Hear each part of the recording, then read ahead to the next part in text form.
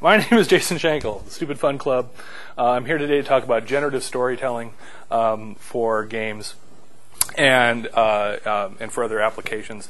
And this talk is going to take a little bit different format from what I'm used to. I'm used to coming here to discuss topics that are pretty well established in the game industry, graphics and sound reproduction, or input handling, or the various kinds of pipelines.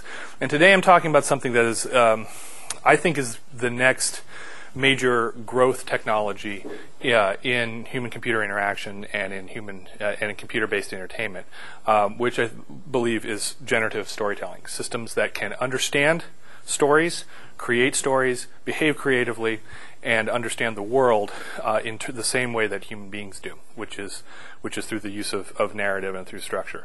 In the last couple of years, we've seen a lot of advances in other areas of human-computer interaction, specifically graphics, physical simulation, networking, things like this, that have really enhanced our ability to work with machines. But we're still dealing with machines that are relatively dumb and relatively, have a difficult time understanding our desires and our requests, right? And my thesis, I have a couple of different theses I want to get across today. My thesis is that what's missing from computers today right now is the ability to relate the data in the world that they've encountered in a narrative, in a structured way.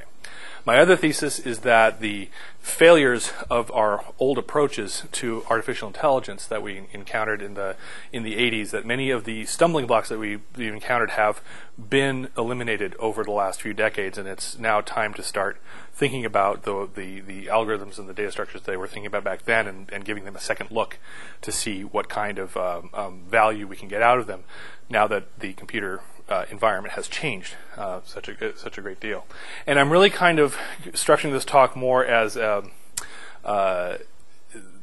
kind of a call to arms here, a call to say, if you're studying computer science and you're looking for the next growth area, and if you're studying graphics and physics and looking at all these things that we've done a lot in, I really want to kind of encourage, especially computer science majors, to really focus on what is being done with semantic networks and generative storytelling and computer creativity, because I think that that's where we're really going to see some growth in the next few years. Okay, so this is going to be less of a, here's how you go do this, here's how one of these things is built. This is a less established reality, and this is more of a, hey guys, look over here, because probably in the next 5, 10, 15 years, this is going to be quite a gravy train to get onto. So what am I talking about when I talk about these things? First thing you have to think about when you talk about generative storytelling is the history of natural language processing in what's called good old-fashioned AI, GoFi. Right. Now, back in the days, in the late 60s and early 70s, the artificial intelligence was at the sort of the forefront of computer science research. And there was a great deal of promise in some of the early results that they got back then in processing human language and in learning how to solve problems. There was a great deal of excitement around the idea that someday we would have strong AI. Okay, and strong AI is defined as a computer system that is basically at least as intelligent as an animal, if not a child or an adult human being. Something that is capable of creative thinking, improvisation, that can be, it might be easy to trick under certain circumstances, but you could it would think creatively about the stimulation that it's received, and if things don't seem to make sense, it would try to change context and reconsider things. And basically, we're talking about the HAL 9000, right, as seen in Kubrick's 2001. That was the image. Aside from being psychotic, that was the image of the computer artificial intelligence that we imagined, that everyone just assumed it would be developed by the early 90s at the latest, right? They figured they're 20 years at most away from this being able to just sit and have a natural conversation with a machine that could seem conscious. And of course, what we got in the 80s instead was more Pac-Man, right? The reality is that that they were facing a pretty intractable problem. They wanted to get HAL on 100K a day, And they had these systems. PDP-11 is running at what, 4 or 5 megahertz. The memory bandwidth is incredibly slow. The persistent storage is on tape. It takes hours or days to transcribe something like Moby Dick, right? Where a computer would have to be able to process Moby Dick in just a few minutes, really, in order to compare to human intelligence. Even though a human can't read Moby Dick in just a few minutes, a computer is not going to have as deep an appreciation of it, so it has to make up for that in speed, and there's just no way that those systems could hold together. And it was pretty much the discipline of, we're going to build a computer that can think and feel like a human being, or at least behave like a human being, just died out in the 80s when the reality of that just passed away pretty much, and computers became home appliances, entertainment devices. It was about making noise and being cute and doing a little math, but we kind of just gave up on this. It was considered basically an academic failure. And by and large, there were two fundamental sort of things that were blamed. The first is that we underestimated in that period of time the scale of the problem, and that's the HAL on 100K a day problem. It's like, yeah, okay, well, you've developed some algorithms and some data structures that can parse language pretty well, but really you don't have room for a dictionary of more than a couple of hundred words. That's never going to be, no matter how clever you are about constructing intelligence, you're never going to get something that's impressive when its domain is so limited. And there was also a sense, a little bit more daunting, and this is really what kind of killed the idea, that we had misinterpreted entirely the nature of the problem. And I was in school in the late 1980s, and this was sort of the lesson, that we were taught in the AI environment, which is that we've messed up a little bit. We thought that the problem was one thing, and it seems to be another, and we're not clear what that other thing is. Okay, because cognitive neuroscience was a young science at the time. We haven't really developed a strong idea of how thought and feeling really works, and we just assumed that circuitry would just be able to do it as long as we came up with a mathematical model for it. But we never really came up with one that was effective or impressive. Okay, so what were these systems? These initial systems that did some storytelling. Here is the first two that I want to talk about really quickly are Eliza and Perry. Okay, and they represented the first couple of what are called sort of chatterbot applications, which are these applications where you sat at a teletype and you typed something in, and the system would respond to you. Okay, and Eliza was a program that mimicked a therapist, essentially, someone who's it was a Rogerian therapist, and the basis of Rogerian therapy is whatever you say, I turn it into a question and ask it back to you. So you say, especially if you focus it at me. So it's like, you're being really troublesome today, and I say, well, what if you're really being troublesome today? And this basically all I do is go in and switch, pronouns and put a question mark at the end, and I've got your response. Perry was a little more sophisticated. It was a system that simulated paranoid schizophrenia. So it had a series of topics that it understood, like horse racing and the weather and the news and the war and whatever else was going on at the time. And it had a plus, minus, or neutral categorization for each of these things, and it would just extemporaneously kind of bring up topics like, oh, I went to the track today, I hate going there, I don't know why, I never win, and and it just sort of was this personality that was kind of down on itself and suspicious. And they took these two systems, they hooked them up and had them talk to each other. And this is a transcript of their conversation. So you can kind of get the sense of the sort of conversation that these systems had. And especially Eliza was incredibly impressive to people at the time who were working in this field. There were especially people who were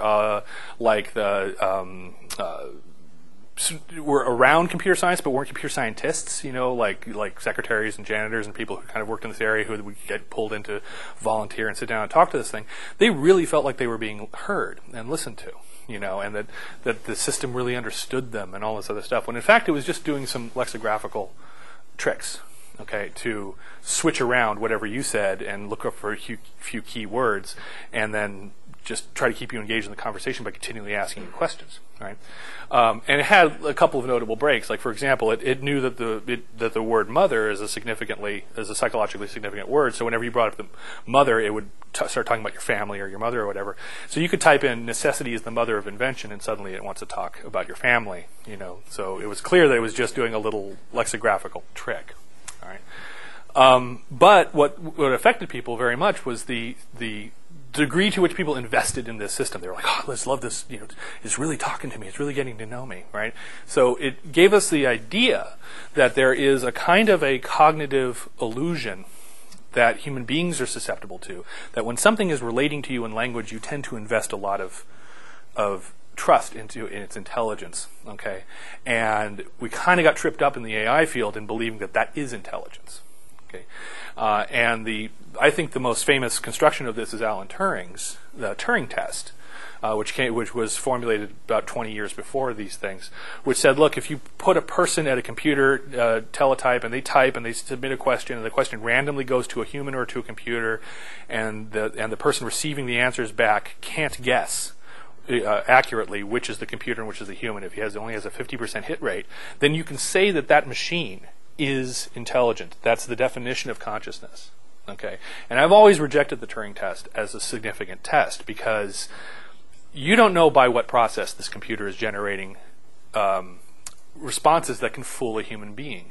And it's very clear from Eliza and from the initial responses to Eliza that people, especially back then, were very easy to fool about this topic.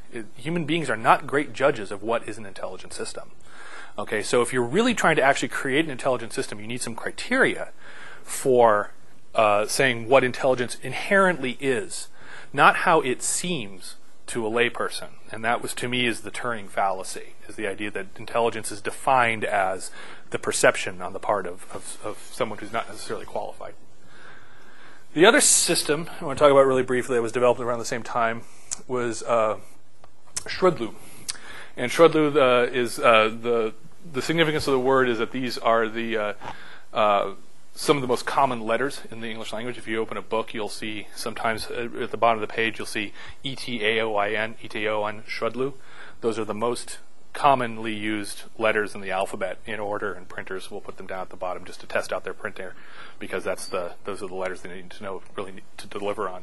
And the guy who developed, his name is Terry Winograd. He just sort of there was a science fiction story called Itio and Schrödlu about a linotype machine that, as it's being fed all this human literature, gains consciousness and goes crazy and starts, acting nuts because he's been reading all this, insane, from his point of view, literature that he's been fed. And so this guy developed a system called Schrödlu in honor of that story. And Schrödlu was sort of the opposite of Eliza and Perry. This was a system that had a little block world. The original version didn't have any graphical rendering that was sort of added in subsequent editions. That had like the green box and the green pyramid and the red pyramid and the blue box and the white box. And you could tell it to do things like pick up the red block, put the red block next to the green pyramid, move the green pyramid into the box. Now, unlike Eliza and Perry had a very sort of strong capacity for engaging with human beings, but they had no knowledge whatsoever. You could not ask Eliza what we've been talking about. You could not ask Eliza what are the implications of the things that I've been saying. You couldn't get Eliza to tell you what her strategy is for engaging with you or what information she's interested in hearing. All she was doing these lexicographical tricks to switch around what you were talking about and to try to identify some keywords to change the subject with. Okay, Schrödlu did have deep knowledge of its environment, and the conversations you were having with Schrödlu were meaningful. Right, so when you say, like, pick up the pyramid, okay, then it's grasping the pyramid. It says, I don't understand which pyramid you mean, right, because it's trying to figure out there's a couple of different pyramids. It says, find a block which is taller than the one you're holding and put it into the box. Okay, well, I'm holding this block, so I have to find a block that's larger than the one I'm holding. Okay, I get that. There's something in the box. I have to move it out of the box before I put it in. Schrödlu was incredibly intelligent about a very narrow domain. And for a long time, this is kind of where AI stopped. We sort of felt like, or with respect to human-computer interaction, sort of felt like, well, we can have these little grammatical tricks that play out, these little toys that play out grammatical tricks that will be very easy to trip up and will never evolve anywhere, but will engage with people in a way that they seem to be fooled. Or we can have this incredibly deep simulation. This is Schrödlu is very much like the basis for modern game worlds. Like if you go into, you play a game world like World of Warcraft or something like that, this is pretty much where that entire philosophy of life came from, the sort of simulated object environment. This was one of the first ones to exist. Right, and nowadays, of course, we expect you to be able to have something like Grand Theft Auto. You walk down the street, you fire a rocket launcher, the police are coming after you. The system knows what you're doing. It understands the fiction of the world. It understands how to react to your actions. It understands the meaning of your actions. It knows how to even play this or that piece of movie footage in order to enhance your experience of it. That all comes from this point of view. And for a long time, we were kind of caught in between these two little places. I can do these lexical tricks, or I can have deep knowledge about a very small domain. It's not, what's interesting here is how much information Schrödlu can relay back to you. What's not interesting is that this is the only world you can talk about. You can't talk about horse racing and whether necessity is the mother of invention. Okay, so we kind of languished in this state for a couple of years in the 70s, where there wasn't clear whether AI was ever going to be anything but a trick or excuse me, or sort of this is a complete dead end. And then in the early 70s, the mid 70s, a man named Roger Shank and a few other people developed a key insight into what was kind of missing from our point of view on natural language. Forever, we'd been using natural language. Both Schrödlu and Eliza and Perry all suffered from the same basic fallacy, which is that they believed that language processing was fundamentally about analyzing words and word placements and orders of words in a sentence and deriving meaning from that, and and basically sort of extrapolating from that meaning the next thing that you want to do, but staying with words. It's all about words and the order that they appear in the sentence. Okay, what kind of lexical tricks can I do? And if a sentence starts with a form of the verb to be, it's probably a question like, is that a cow, or are you hungry? Right. So like these are just like inferences you can make about the way English is structured. And Shank said, no. What we need to do is we need to create an intermediate knowledge representation. Okay, that represents the meaning and the intent of a sentence in a language-free way, independent of language. Okay, and then we just need to develop systems for rendering out to language and rendering in from language. So, for example, and these are this little lexical graph is called a conceptual dependency. Okay, and this is like the core beginning of the idea of translating human language into machine-readable knowledge. The system for creating databases of knowledge that machines could interpret correctly. Okay. So, for example, here, the dog greedily eats the bone. Okay. Now, what Shank suggested is that we have these basic verbs. Okay, like ingest. Ingest covers eat, it covers absorb, it covers any which way that you bring something in. He had a couple of other primitives like if I give you something physically, that's a physical transfer, it's a p-trans, so it doesn't matter if I use the verb give or hand over or release or surrender, it's just p-trans. You've physically transferred something from one person to another. If I tell you something, that's a mental transfer. That's an M-trans, okay? And it's just designated as an M-trans. It doesn't matter if I tell it to you or if I write you a letter or if I pantomime it or whatever, I am conveying information to you. And you say, basically what you want to do is you want to diagram your sentences like you kind of do in junior high school, right? And take these primitive elements and assemble them in such a way that the meaning can be inferred from the graph. And he had a kind of system where you had the primitives were attached with little arrows, and the type of arrow meant something. So, for example, this double arrow pointing both ways represents the connection between a subject and a verb. Right? So you know that this means subject and verb. This is a single arrow means a modification.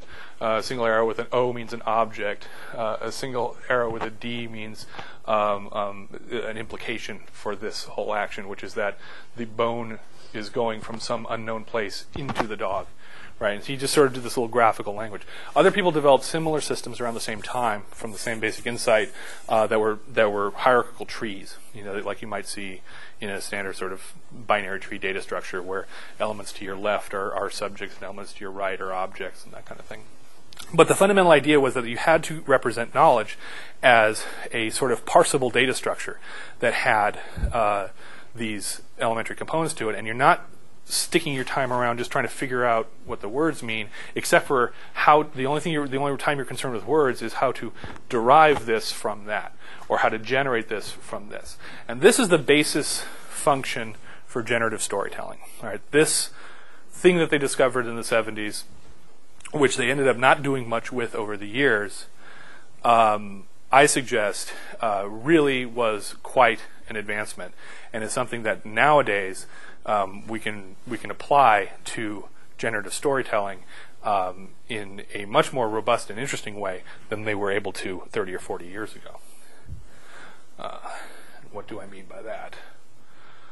Okay, so what conceptual dependencies did was they gave ideas values. Okay, and if you've been working in computer science, you know that if you can attach a parsable value to something, then you have a lot of control over it. Then you have a lot of power. That's the basis of power over it. And the conceptual dependency scheme that Shank developed that would allow us to translate a single sentence into a graphical representation, which is essentially like a school sentence diagram, except for with primitive elements instead of the actual words in place. Once you have this value and you can compare it to other values and say, does this value match that value? Does this value have a similar set of components to that value, but there's something that's different? What are the differences between them? Then you can start manipulating knowledge in larger and larger structures, because now we have our primitive data structure, the conceptual dependency. Okay, and so the things you can do. One thing you can do is inference mapping. Okay, so if you tell me that if I tell you that I went to the fair, okay, or if I say I go to the fair, you can infer that in the period of time where I say I went to the fair, that I was at the fair. Okay, now that's a basic, to a human being that's an automatic thing, but to a computer it's not. The verb to go has to be somewhere explicitly connected to the idea that wherever you go, there you are, right? It's that Buckaroo Banzai statement, right? And if you can build these inference maps, you can feed in knowledge to a to a system. You can say, well, I went to the fair and I had a corn dog and I got sick and I went home. Okay, and with each of those statements can be broken down to a conceptual dependency. Well, I got a corn dog and I got sick. I can infer that you ingested the corn dog, right, from that statement, that the corn dog made me sick. In order for a corn dog to make you sick, you have to ingest it, right? So the system can have a little inference system that will say, well, I assume you ate this corn dog that made you sick. And I assume you went home because you were sick, right? Because I can have an inference system that says if you're at the fair, if you're sick, you're going to want to go home, right? It's like that's a reason for going home, is that you're not feeling well. Okay, and Shank took this notion of developing these inferences and developed something that he called Scripts, Plans, Goals, and Understanding. All right, this is a book that he wrote that relates conceptual dependencies to higher order lists and structures of them that are used to pardon me, I've lost my thought. I'll get through it in a second. Sorry. So from inference mapping, we can go to script processing. Okay, now script processing says, okay, well, like for example, I went to the fair, I ate a corn dog, I felt ill, I came home. The example that Shank often used was the restaurant game. Let's say I went to a restaurant and I sat down and I ordered a burger and I waited 45 minutes and then I left. Okay, I was very angry. Right. Now you can infer from that I probably didn't get my food, or I didn't like my food, or I didn't like how long I had to wait. You infer when I ordered, if I say I ordered a burger, you infer that I spoke to a human about that. That's what an order is, right?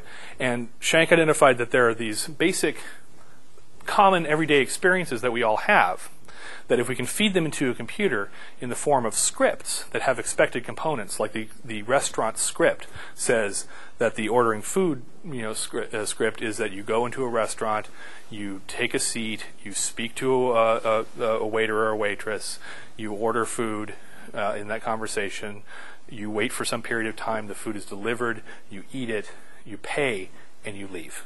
Okay, so if I tell you a story that says I went to a restaurant, I ordered a burger, and then I left, you infer that I paid, you infer that I spoke to a waitress, you infer all these things. I didn't say them, but they're part of the restaurant script. Okay, and so script processing allows computers to solve one of the major problems that computers were having with understanding natural human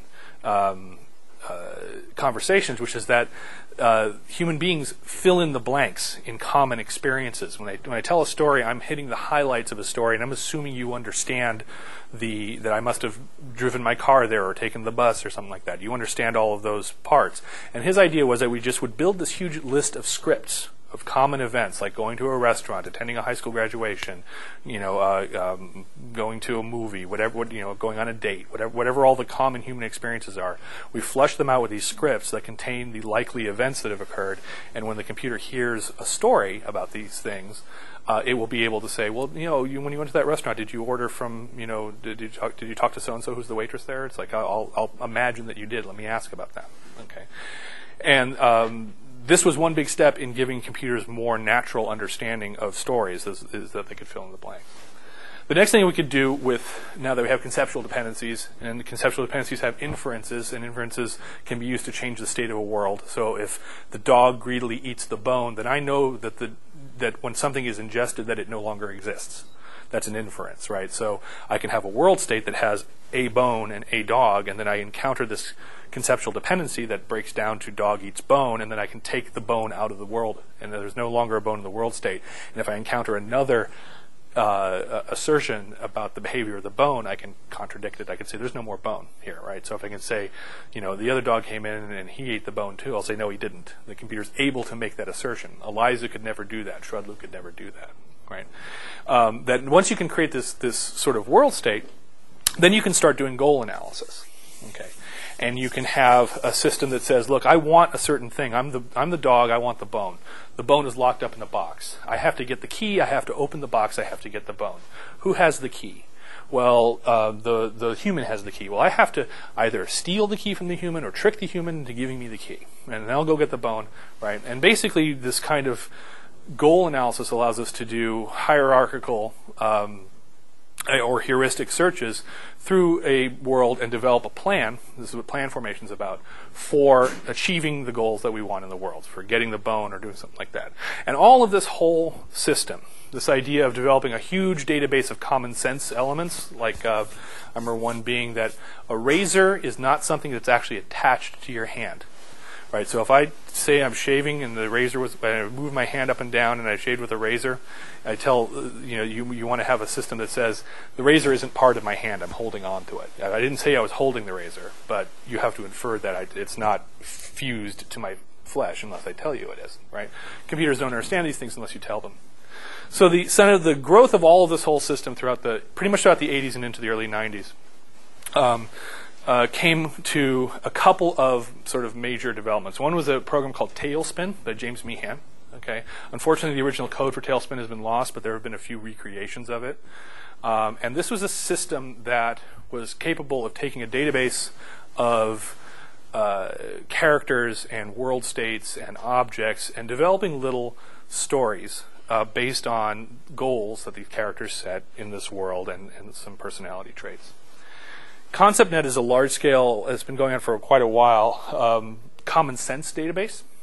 It's a system of conceptual dependencies that are related to each other, that describe the behavior of everyday things, that describe the social implications of things. Like if I do this, that has different social meanings in different parts of the world. It's very offensive in some parts of the world, and in our part of the world it is not. And ConceptNet has some encodings for things like that, so you know that a hand up in one context can mean an insult, a hand up in another context can just mean a direction, things like that. And this kind of common sense database, it's free and available. I recommend anybody check it out. It's still being actively developed, is great for anyone who's developing a sort of an adventure game or any other kind of thing. If you want to be able to very quickly get a database of objects and sort of understand how they relate to each other. This like as we've just been building and building and building this sort of like common sense human database. Now, Tailspin generated stories. I'm going to give an example of the kind of story that Tailspin generated, and this is pretty much like the peak success for this approach. Tailspin would generate a story about a bear and a honeybee. Okay, and the honeybee has honey, and the bear wants the honey, And so you get to answer questions about whether the bear likes the bee or dislikes the bee, about whether the bear is generally honest or generally dishonest. And from those kinds of answers, the bear will either try to trick the bee into going in by telling her there's a flower down the meadow so that she'll leave her hive and eat the honey. Or, the bear might try to ask for the honey or beg for it, if he likes her and doesn't want to trick her or whatever. And ultimately, the bear is trying to play out a series of little conceptual dependency-based scripts that will, constructed together, will get him the honey. All right. The problem with this story is that it's not compelling. There's no moral to it. It doesn't really work. It makes sense. It's rational. Okay. It's reason-based. But there isn't really a sense that there's any point to it. And that's where all of this whole approach kind of like hit the second wall, which is, okay, we solved the problem of language isn't just a lexical trick, and fooling humans is not the goal here. We want to actually demonstrate that we're representing knowledge. We solved that. We had that, epiphany in the 70s, and we developed a system that really allowed us to create systems that could answer logical questions about the world that they were in. But they were still not very interesting.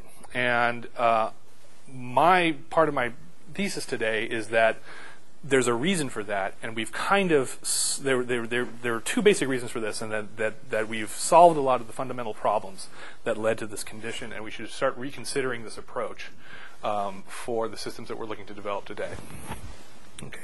So as I mentioned early on, I want to talk about the two kinds of things here. First is the scale of the problem. Remember, I said that they did two things wrong. They underestimated the scale of the problem, and they misinterpreted the nature of the problem. So first of all, the scale of the problem. You have to consider that a lot of these systems, like these Tailspin and conceptual dependency systems, were written in the 70s when computers were very weak, not very well connected, not ubiquitous, not very well understood. And so much has changed in the last 30 years in these areas that we really need to begin considering that we have the foundation for meeting some more of the goals of the old strong AI approach. I don't think we're going to get HAL yet, but we can get a lot closer to HAL than we've been. The first thing is Moore's law, machine power. Right here's a little graph of Moore's law and the increase in the number of transistors, that are in a chip over the years. It's just been doubling every 18 months for a while. That's probably going to slow down soon, but it's still, where we've gotten to in terms of speed and power of machines. They are thousands of times more powerful than the systems that people were using back then. And so just the economy of scale, just taking the old systems and saying you're now running 1,000 times faster with 1,000 times more memory, that alone would drastically increase the impressiveness. Now you're no longer stuck with the bear and the honeybee. Now you can do something like a modern computer game, basically, that kind of storytelling. The second thing that's coming along is that we now have massive databases of information that computers can take advantage of. ConceptNet is just one example of the kind of thing we're creating, but out on the internet, you look at Google, you look at IMDb, you look at Wikipedia, there are just tons and tons and tons of freely available, machine-readable accounts of the world. We've downloaded pretty much every book in the Western canon into an online readable format, music and movies, and they're all tagged together with metadata using the semantic networking idea that they came up with years ago that was just demonstrated in a few demo apps is the fundamental basis for internet searching. Right now it's casual. You get online and you type in a sentence into Google, and up will come a series of results that are apt to the thing that you were saying. This was something that would have been unthinkable back then. So there's a whole lot of information available to computers that was not available back in the day. The third is that this data is all online. Anybody sitting in their house can get to a database of the world that's just massive compared to what was available in the 1970s and 80s. And the last thing is human interaction. Okay, so in the scale of the problem, one of the things that sort of we encountered back in the Eliza days is that they had to grab a janitor or a secretary out of an office to sit them down and have them play with this thing because you couldn't put it up on your website, right? There was no place to go to interact with these systems. Now, if I write a little program, I can put it up on the web, and I can gather input from thousands and thousands fairly easily. I can get thousands of people to play with something. Okay, now a fantastic example of the power of human interaction is the 20 cue ball. I don't know if anybody has seen this, but there was an online website that played 20 questions. Okay, and you would think of something, and the system would ask you a series of 20 questions, and at the end of 20 questions, it would ask, it would guess what you were thinking of, and if you got it right, okay, great, it got it right, and it would make a notation that this sentence, this series of questions led me to this result. And if you got it wrong, it would ask you, what question could I have asked? So let's just say I guess honeypot, and you say, no, I was thinking of bear. And it says, well, what could I have asked to distinguish honeypot from bear? What could I have said? I said, well, a honeypot is not an animal. Ah, very good, and it would make note of that. Right? And people played this for a few years, and it was just this little online toy. And what these guys were doing is they were gathering the behavior of human beings inputting all this data, and they created a huge database, and now they've put out a toy that plays 20 questions really, really well, like spooky well. You have to be thinking of something really specific, like the socks in my dryer, before it will not get it. If you think of any basically generic noun, it's going to, or verb, it's going to get it. Where did that data come from? It came from us interacting with the systems online. So computers are in a much, much better position today to learn from human beings than they were back then. Back then, it was just the professor and his, grad students who were the only people who could train a system. Okay. So all of these reasons leads me to say the technology that we have today means we should reinvestigate engaging with some of the things that developed back then, because just the scale of what we have available now is going to make those approaches to managing human knowledge much, much more powerful. The other thing, though, that they misrepresented was the nature of the problem. And this is the last kind of thesis element that I want to push to you today. I'm saying the most important thing is that machine intelligence is logic and theorem based. Okay, machines are designed. The reason that we think that computers are so smart is because they are prosthetic brains. They do something that we don't do very well. That's why we built them. So we think of that thing as really intelligent. We used to believe that if you could beat a grandmaster at chess, you must be very intelligent. If you can prove mathematical theorems with ease, that's a sign of intelligence. The fundamental, the epitome of intelligence to us for years has been, well, if you're good at math and you're good at reason and you're good at logic, that's what human intelligence is. And machines are very good at this. So it's confusing. Why aren't they as smart as we are? Because our intelligence is not logic and theorem based. Solving theorems and using logic is something we are trained to do, that we can do, but it's not the basis of our intelligence. It's a derived thing. It's something we've made up. The basis of our intelligence is metaphor and story. Okay, human beings most fundamentally understand the world by means of metaphors applied to stories. Everything you know about the world, everything that sticks with you, everything that you really understand, you understand because you can attach a story to it. Because you know how you learned it. Because you had a great teacher in school one time and he really helped you with this one thing because you were having so much trouble. You construct a narrative. You don't just have a list of facts in your head and a database of numbers and theorems. You have a history. And that's how you see the world. And that's how I see the world. And that's how humans see the world. It's not how computers naturally see the world. So that is the part of the problem that they had to solve that they never did. Now, my last little push here is that I believe that it is vital for computer science students and those of us working professionally to engage with literature, to engage with the literary history.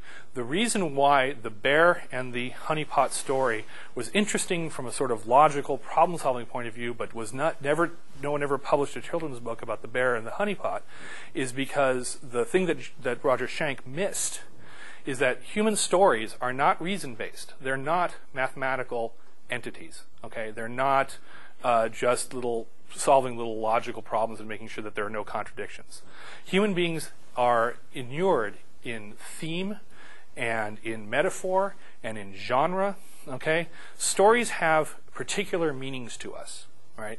And if you think about like Joseph Campbell and the hero's quest and Star Wars versus Lord of the Rings and how there are all these patterns that repeat themselves, those patterns don't repeat themselves because they're logical and reasonable. They repeat themselves because they are deeply embedded in our human culture.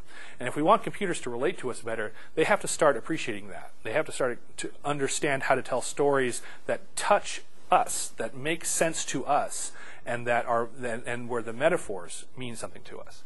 And there's been a lot of progress along those lines in the last couple of years with the idea that story-based games that are doing generative storage need to have what's called a drama manager. A drama manager is a high-level system that understands the kind of rhythm of events that human beings are looking for and makes sure that the reason-based, logical, problem-solving course that a system like Tailspin takes follows those beats and rhythms. And two very good examples of this that are available today that I highly recommend to people are Facade. Okay, Facade is a kind of a love triangle game where you come into an apartment and you're having a dinner party in an apartment with a couple who are having some marital difficulties, and you have the potential of having an affair with one or the other of them. Or not, or just hang back and listening to them kind of bicker. And they will interact with you on a very simple basis. Do you want a drink? Why don't you come over here? Oh, look at this art piece I got. They have lots of very basic, banal kinds of things to say. And then the story starts to develop, and it's like an Edward Albee play. It's like Who's Afraid of Virginia Woolf. More and more escalating events occur. Okay, the drama manager is what creates those events. It's not a scripting system that's just saying, what is a cocktail party like when someone's having a fight? And what are all the events that must happen in a particular order? It doesn't do that. It says, at what point in the story are we now? Where's the mood? Has the player encountered this or that? Has there been a flirtation with one of the spouses? Right? The second one so this is a commercial product that's coming together, and it's got a demo available. The second one is called the restaurant game. The restaurant scenario, as I mentioned early on, is the classic scenario for computer intelligence. If I can get a computer to understand a story that takes place in a restaurant, that's like considered one of the most basic sort of anonymous human interactions.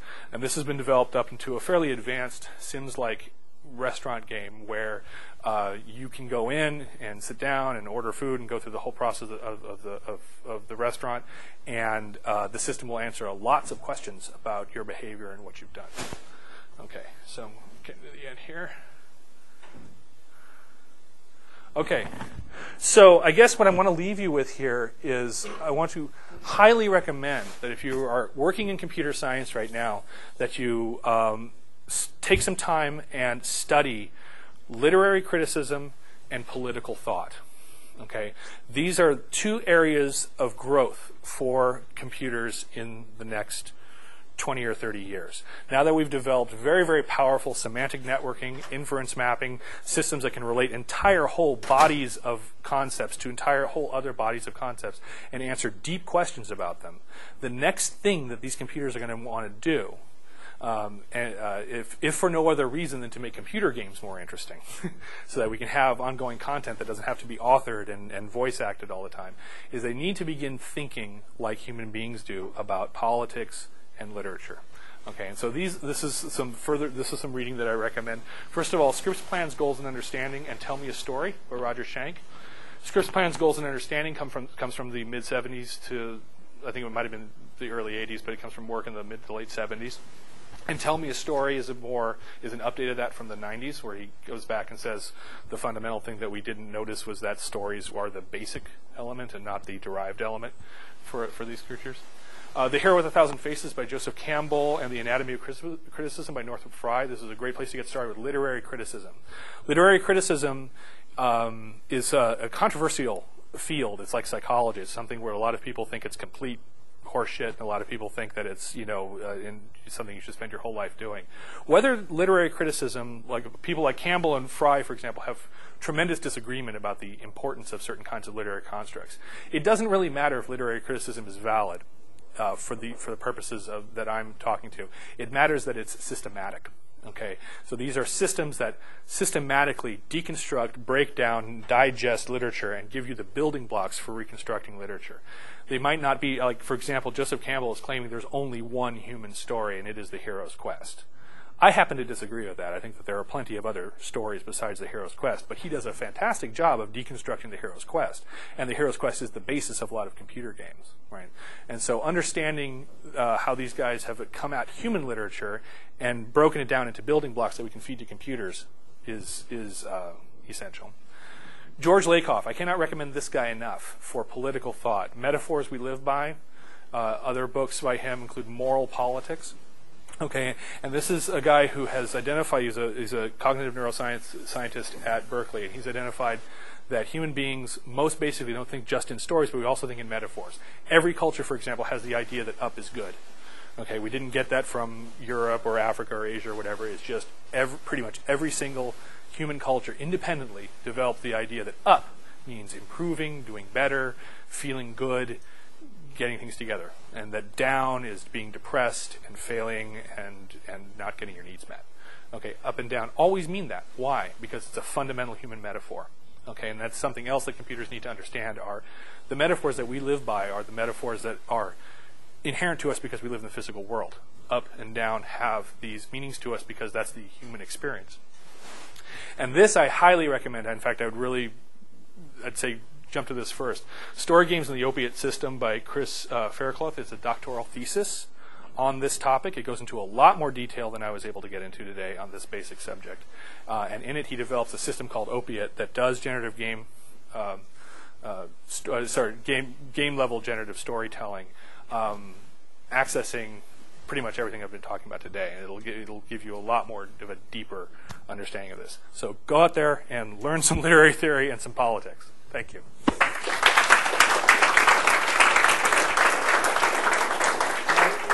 you have questions, we are having pizza. You can have pizza and ask questions because we unfortunately